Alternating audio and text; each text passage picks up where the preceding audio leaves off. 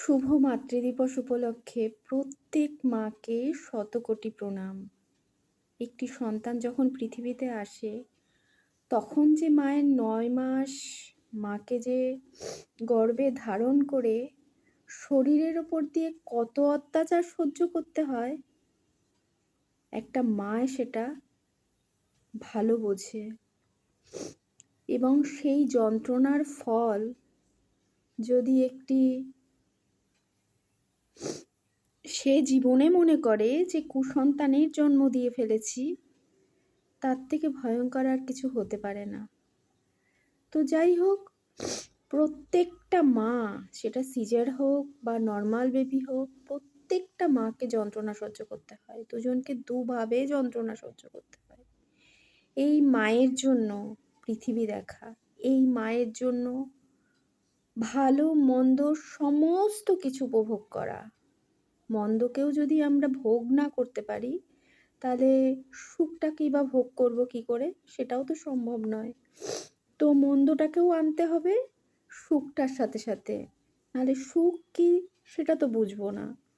তো মানুষের জীবন গড়ার ক্ষেত্রে সমস্ত সময় তার মা বাবা দুজনের সমান দায়িত্ব থাকে, শুধু মায়ের দায়িত্ব নয়, বাবার। একটা মা তো সমস্ত সময়ে একটা সন্তানকে জুড়ে সব সময়ের জন্য থাকে, কিন্তু একটা বাবারও সাপোর্ট তার মাকে করা উচিত। তার কারণ তার সন্তানকে সুসন্তান করার জন্য একটা বাবার সাপোর্ট ছাড়া কখনো একটা মায়ের একা সম্ভব না।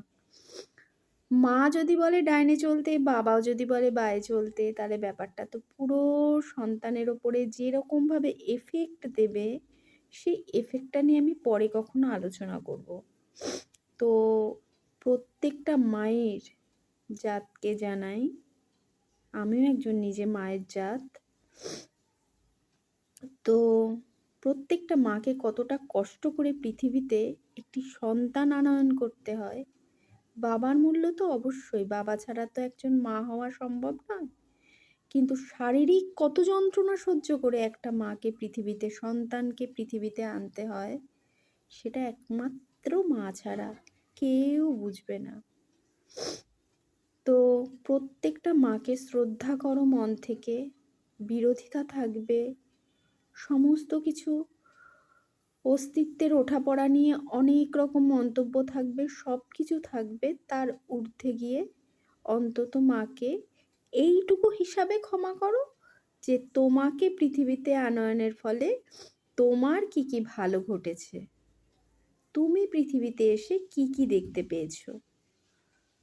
পুরো জীবনটাই তো কষ্টে ভরা থাকে না? কিছু কিছু সময় ভগবান আমাদের সুখ দেয়, সেই সুখটা আমরা কতটা কিভাবে রাখতে জানবো, কি করে রাখতে পারবো, সেটা অবশ্যই একটা মানুষ হিসাবে তার কর্তব্য।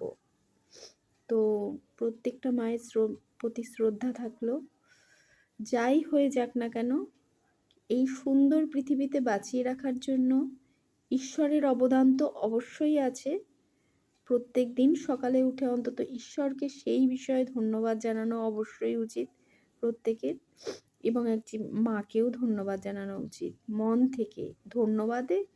ধন্যবাদ খুব ছোট কথা, মানে ধন্যবাদ বলাই চলে না যে আমি এই সুন্দর পৃথিবীটা আবার দেখতে পেলাম সুন্দরভাবে। দুঃখ কষ্ট সকলের থাকবে, কিন্তু দুঃখ কষ্টের মধ্যেও এই সুখটাকে বড় করে দেখো যে কি কি ভালো দেখতে পেলে। তো এর জন্য একটি মাকে শতকোটি প্রণাম। তো ভালো থেকো, সুস্থ থেকো, সাবধানে থেকো।